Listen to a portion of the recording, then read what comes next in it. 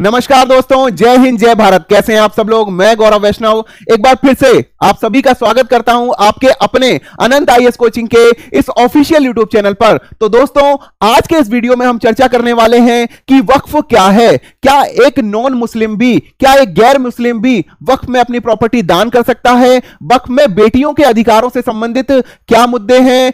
वक्फ में क्या जनजातीय जमीनों का भी अधिग्रहण किया जा सकता है? और सच्चर कमेटी की रिपोर्ट ने वक्फ के बारे में क्या अपनी राय दी, इस सभी के बारे में हम जानकारी देंगे। उससे पहले मैं आप सभी को बता देना चाहता हूं कि जो भी फैक्ट मैं आप सभी के सामने रखूंगा, इसमें मैं कोशिश करूंगा कि मेरी राय बिल्कुल ना हो। जो भी फैक्ट मैं आपको बताऊं वो पूरी तरह से वेल डॉक्यूमेंटेड फैक्ट होना चाहिए। चलिए जल्दी से चर्चा करते हैं। वक्फ बिल अब एक कानून बन गया है। जो हमारी राष्ट्रपति हैं, महामहिम राष्ट्रपति हैं श्रीमती द्रौपदी मुर्मू जी के द्वारा इस पर स्वीकृति की मोहर लगा दी गई है। और उसके बाद ही एक बहस छिड़ गई है कि क्या ये जो संशोधन कानून लाया गया है, क्या ये सही है, क्या ये गलत है, क्या ये मुस्लिम कम्युनिटी के लिए बेनिफिशियल है या नहीं है। और इसके कारण एक सुप्रीम कोर्ट में भी मामला पहुंचा है। टोटल 10 याचिकाएं अभी तक पहुंच चुकी हैं। तो उन सभी के बारे में चर्चा करेंगे और कारण भी जानेंगे। सबसे पहले आप खबरों पर ध्यान दीजिए कि जब ये कानून बन गया एक बिल से, तो उसकी क्या मतलब जो हमारी खबरें आई हैं। वक्फ संशोधन विधेयक 5 अप्रैल 2025 को अधिनियम बन गया। जब राष्ट्रपति द्रौपदी मुर्मू ने इस विधेयक को अपनी मंजूरी दी, यह विधेयक अब कानून लंबी बहस के बाद में 2 अप्रैल 2025 को लोकसभा में पास हुआ, 3 अप्रैल 2025 को राज्यसभा से पास हो गया। इससे पहले इसको ज्वाइंट पार्लियामेंट्री कमेटी में भी इसको चेक करने के लिए, इस पर चर्चा करने के लिए भेजा गया था। और उन्होंने टोटल जो जेपीसी है, जेपीसी में 31 सदस्य थे, सबने मिलकर इसमें 40 संशोधन की गुजारिश की थी। उसमें से कुछ संशोधन, लगभग सभी संशोधन जो थे वो मान लिए गए हैं। वक्फ क्या है, धार्मिक मुद्दा है या संपत्ति का मुद्दा है? क्या ये कोई गैर मुस्लिम भी वक्फ में अपनी संपत्ति दान कर सकता है? वक्फ में बेटियों के क्या अधिकार हैं? क्या वक्फ संपत्ति दान की जाती है या अर्जित की जाती है? अनुसूचित जनजाति की जमीनों का मुद्दा क्या है? तो ये सभी बातों के ऊपर हम चर्चा करेंगे। उससे पहले आपको वेल डॉक्यूमेंटेड फैक्ट्स के बारे में बताते हैं। सच्चर कमेटी ने 2005 में, जो 2005 में मरी थी, 2006 में इन्होंने वक्फ की स्थिति पर अपनी रिपोर्ट दी थी। वक्फ की जमीनों में जितनी रजिस्टर्ड जो वक्फ हैं वो 4.9 लाख प्रॉपर्टीज हैं, जिसका टोटल एरिया जो है वो 6 लाख एकड़ है। ये 2006 की स्थिति में आपको बता रहा हूं। और उसकी उस समय मार्केट वैल्यू क्या थी? मार्केट वैल्यू थी 1.2 लाख करोड़, लेकिन बुक वैल्यू, जो डॉक्यूमेंटेड वैल्यू थी, वो 6000 करोड़ ही थी। कहां 1.2 लाख करोड़ है और कहां 6000 करोड़ है। उसके बाद भी रिवेन्यू जनरेशन की अगर बात की जाती है इससे, तो 163 करोड़ रिवेन्यू जनरेशन होता है, जो कि इसकी एक्चुअल पोटेंशियल, जो कि 12,000 करोड़ का रेवेन्यू जनरेशन की इसकी पोटेंशियल है, और उसकी जगह केवल 163 करोड़ ही होता है। अब जो मुद्दा आता है वो ये है कि mismanagement and under utilisation of Waqf property. और इन्हीं सभी कारणों की वजह से सरकार ने इस संशोधन पर अपना विचार किया कि जो मुस्लिम कम्युनिटी के जो बच्चे हैं, जो बच्चियां हैं, और जो मुस्लिम कम्युनिटी के जो लोग हैं, उनके बेहतर विकास के लिए, जैसे छात्रवृत्ति योजनाएं हो, शिक्षा की योजनाएं हो, और घर बनाने की, मतलब टूटे फूटे घरों की मरम्मत करने की, या और अन्य सामाजिक सोशियो इकोनॉमिक विकास के लिए ये मतलब एक संशोधन लेकर आया गया है, ताकि इसका और अधिक फायदा हो। इसके मिसमैनेजमेंट और अंडर यूटिलाइजेशन को ऑप्टिमम यूटिलाइजेशन तक लेकर जाने के लिए। केंद्रीय अल्पसंख्यक कार्य मंत्री भी श्री किरण रिजिजू जी ने बताया कि वक्फ कानून में पारदर्शिता, जवाबदेहिता और स्पष्टता, क्लैरिटी लाने के लिए इस संशोधन के विधेयक को लाया गया। 31 सदस्य जेपीसी के पास बिल को भेजा गया था। सभी ने यह गुजारिश की थी कि इसको जेपीसी के पास भेजा जाए। जॉइंट पार्लियामेंट्री कमेटी, जिसमें 31 सदस्य थे, उन्होंने 40 बदलावों की सिफारिश की गई थी। इस वक्फ बिल के ओरिजिनल ड्राफ्ट में कई परिवर्तन किए गए हैं। ये परिवर्तन सभी ज्यादातर सुझावों को मानते हुए किए गए हैं। उसके बाद लोकसभा एवं राज्यसभा में बहुमत से पास होकर यह कानून बन गया। ये विचार रखे थे अल्पसंख्यक कार्य मंत्री श्री किरण रिजिजू जी ने। माननीय किरण रिजिजू जी ने यह बताया कि यह सारा प्रोसेस हुआ था इसके कानून बनने से पहले। उसके बाद अगर हम बात करते हैं कि इस वक्फ का उद्देश्य, इस विधेयक का उद्देश्य क्या है, वक्फ संपत्तियों के प्रशासन और प्रबंधन की कमियों को दूर करना है और उनकी दक्षता बढ़ाना है। तो इसका जो नया नाम रखा गया वो उम्मीद एक्ट रखा गया था। इसका एक अच्छा नाम रखा गया, उम्मीद एक्ट रखा गया, और जिसका फुल फॉर्म है unified Waqf management empowerment efficiency and development act 1995 में संशोधन किया गया है। अब मैं आपको बताऊंगा कि वक्फ है क्या, एक्चुअल में वक्फ क्या है। तो ये अरबी भाषा का शब्द है, अरबी भाषा के शब्द वकूफा से बना है। इसका अर्थ होता है रुकना या ठहरना, ऐसी संपत्ति जो सामाजिक काम के लिए दान कर दी गई हो on the name of God, भगवान के नाम पे, खुदा के नाम पर on the name of God दान की गई हो, यह वक्फ संपत्ति कहलाती है। दान की गई संपत्ति में चल संपत्ति भी आ सकती है और अचल संपत्ति भी आ सकती है। मूवेबल और इमूवेबल प्रॉपर्टी दोनों तरह की आ सकती हैं। संपत्ति दान करने वाला व्यक्ति यह तय कर सकता है किसकी संपत्ति किस काम आएगी। आमतौर पर वक्फ की संपत्ति या इससे होने वाली आमदनी धार्मिक स्कूलों, कब्रिस्तान, मस्जिद, अनाथालयों के रखरखाव में खर्च होती है। तो यह पूरा वक्फ का कंसेप्ट है कि वक्फ क्या है और यह किस तरह से काम करता है। उसके बाद हम आपको ऐतिहासिक उदाहरण देते हैं वक्फ के, वक्फ का इतिहास बताते हैं। बताते हैं कि 570 ईस्वी पूर्व पैगंबर मोहम्मद साहब के समय में खजूर का 600 पेड़ों का एक बाग था। इस बाग से होने वाली आमदनी से मदीना के गरीब लोगों की मदद की जाती थी। यह वक्फ संपत्ति सबसे पहले उदाहरणों में से एक है। और आप सभी को बताऊं कि फिरोज शाह तुगलक ने भी इस तरह का एक डिपार्टमेंट बनाया था जिसका काम गरीब मुस्लिम लोगों की मदद करना था। और एस अतहर हुसैन, एस खालिद रशीद अपनी किताब भारत में वक्फ कानून और प्रशासन 1968 में बताते हैं कि 1206 से लेकर 1526 के बीच में भी दिल्ली सल्तनत काल में भारत में वक्फ बोर्ड जैसी संस्थाएं शुरू हुई थी। सुल्तान मुइजुद्दीन गौरी ने मुल्तान की जामा मस्जिद को 2 गांव वक्फ के जरिए दान किए थे। ब्रिटिश राज में लंदन की प्रीवी काउंसिल ने क्या किया था, 4 जजों ने मिलकर इस कानून को रद्द घोषित कर दिया गया था, अमान्य घोषित कर दिया था। अमान्य घोषित करने के पीछे यह कारण था कि उसके बाद क्या हुआ कि वो जो अमान्य घोषित किया गया, अवैध घोषित किया गया, उसके बाद इसको पलटने के लिए द मुसलमान वक्फ वैलिडेटिंग एक्ट 1913 बनाया गया। और आजादी के बाद 1954 में वक्फ के अलग अलग कानून बनाए गए और 1964 में देश में पहली बार सेंट्रल वक्फ काउंसिल बनाई गई। तो होता क्या है कि एक सेंट्रल वक्फ काउंसिल होती है और उसके बाद स्टेट बोर्ड होते हैं, स्टेट वक्फ बोर्ड होते हैं, और उसके नीचे आपकी वक्फ होता है। और वक्फ का क्या काम होता है कि जो भी एक्वायर्ड प्रॉपर्टी होती है उसमें एक मुतवल्ली होता है, एक मैनेजर होता है जो रखरखाव का काम करता है। वो क्या करता है कि वक्फ की प्रॉपर्टी को ना तो बेच सकता है ना ही खरीद सकता है। वो क्या करता है कि जो भी वक्फ की प्रॉपर्टी होती है उस पर रिवेन्यू जनरेट कर सकता है।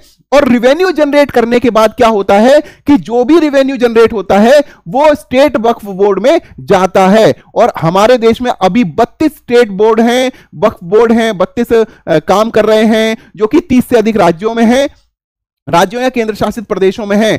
और 7% इस वक्फ को जाता है जो मुतवल्ली के द्वारा किसी भी वक्फ में जो आय की जाती है, जो रेवेन्यू जनरेट किया जाता है, और जो कि अब तक केवल 163 करोड़ ही होता है।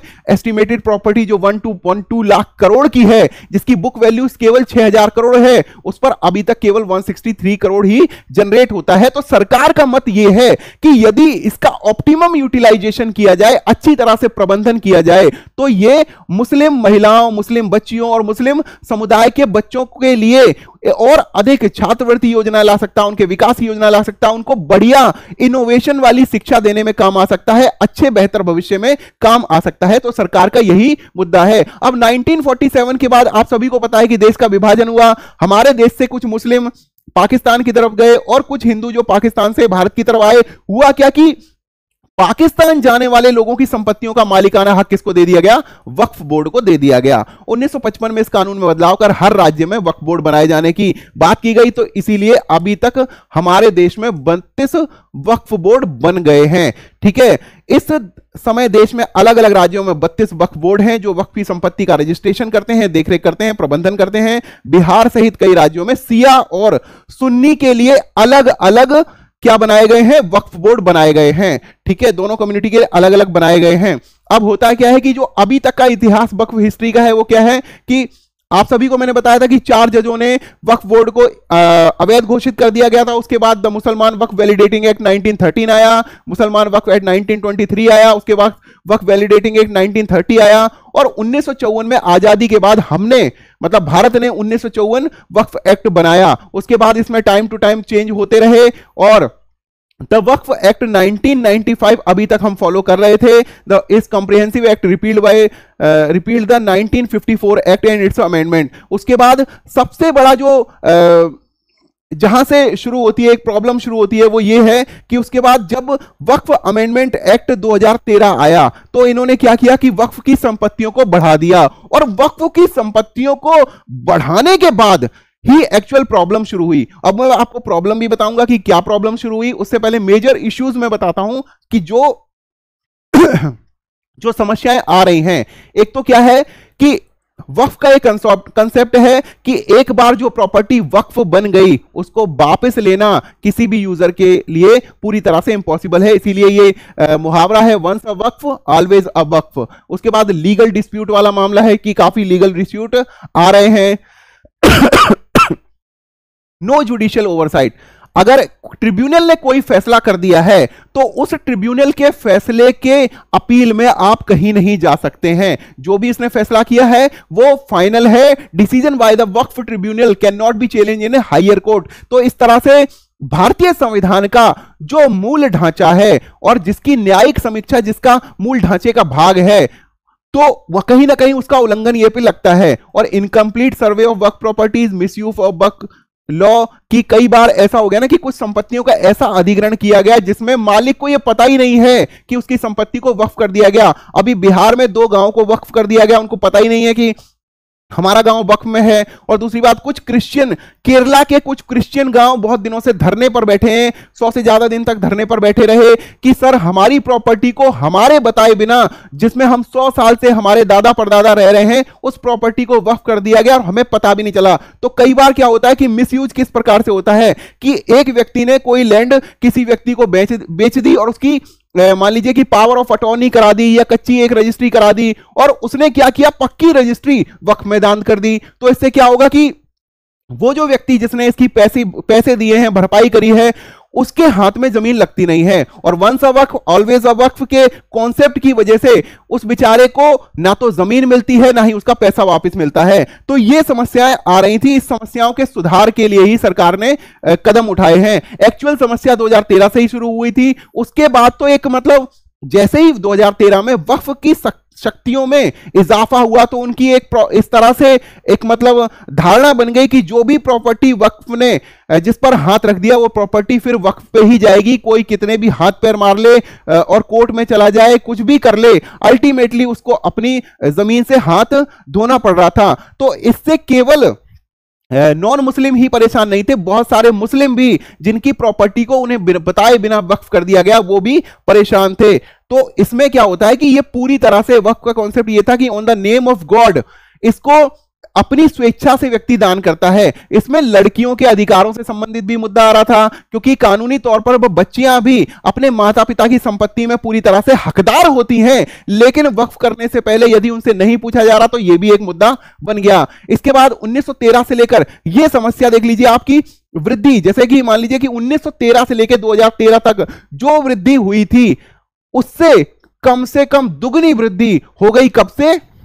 2013 के संशोधन के बाद। तो एक तरह से ऐसी पावर वक्फ बोर्ड के हाथ में आ गई, उसने जिस भी प्रॉपर्टी को बोला कि ये हमें इसको अधिग्रहण करना है या ये हमारी है, वही प्रॉपर्टी। कई मामलों में तो ये भी देखा गया है कि आर्कियोलॉजिकल सर्वे ऑफ इंडिया जिस भूमि का रखरखाव कर रही है, जो कि स्मारकों की भूमि भी है, बहुत सारे स्मारक है, जैसे मान लीजिए कि अभी कुछ दिन पहले तो ताजमहल के लिए भी बारे में बोला गया कि ये वक्फ की प्रॉपर्टी है। तो इस तरह से एक पावर आ गई किसके हाथ में? बोर्ड के हाथ में आ गई। और 2013 से लेके जो वृद्धि देखी गई वो दोगुनी वृद्धि देखी गई। अब मैं आपको बताऊंगा कि कितनी प्रॉपर्टी इनके नाम पर 2013 के बाद 2023 में वक्फ बोर्ड के नाम पर हो गई। कहीं ना कहीं इस वृद्धि का कारण बोर्ड के अधिकारों का अत्यधिक होना भी माना जा रहा है। अब ये overview of Waqf property in India में आपको दिखा रहा हूं। As per the data available on वामसी portal, 30 states and UTs 32 wards reported that there are 8.72 lakh property covering an area more than 38 lakh एकड़। तो आप सभी को बता दूं कि ये जो कि 2006 में 4.9 लाख थी, वो दुगनी हो गई। कब? आपका 8.72 लाख हो गई अब तक। तो ये प्रॉपर्टी दुगनी हो गई और जो एरिया है वो 38 लाख एकड़ हो गया। ऑफिशियल आंकड़ों की यदि माने तो, जो कि 19 लाख एकड़ था 2013 में, वो बढ़कर 1 लाख एकड़ हो गया, कि मतलब 21 लाख एकड़ उस जमीन में बढ़ गया है। तो मतलब दुगने से भी ज्यादा वृद्धि हुई। जो मैं पहले 19 लाख एकड़ था उसमें अब 21 लाख एकड़ बढ़ गया है, 39 लाख एकड़ बन गया है। ठीक है, तो ये सब जमीन है।